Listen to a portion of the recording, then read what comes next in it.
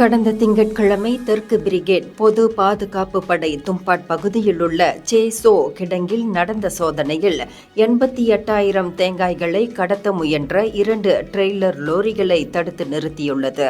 இந்த நடவடிக்கையில் 26 முதல் 43 வயதிற்குட்பட்ட 5 மலேசிய ஆடவர்கள் தேங்காய்களை அண்டை நாட்டிற்கு கடத்த முயன்றதாக இன்று வெளியிட்ட அறிக்கையில் PGA தெற்கு பிரிகேட் கமாண்டர் டத்தோ நிக் ரோஸ் அசான் நிக் அப்துல் ஹமீட் கூறினார்.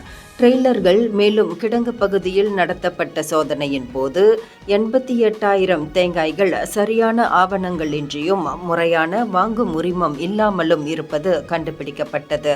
இந்த பறிமுதல் செய்யப்பட்ட தேங்காய்கள் ட்ரெய்லர்களின் மொத்த மதிப்பு 2.13 மில்லியன் ரிங்கிட் என மதிப்பிடப்பட்டுள்ளது. மேல் விசாரணைக்கு உட்படுத்தப்பட்டுள்ளதாக அவர் மேலும் தெரிவித்தார். இந்தியர்களின் இதய குரல் மக்களோசை.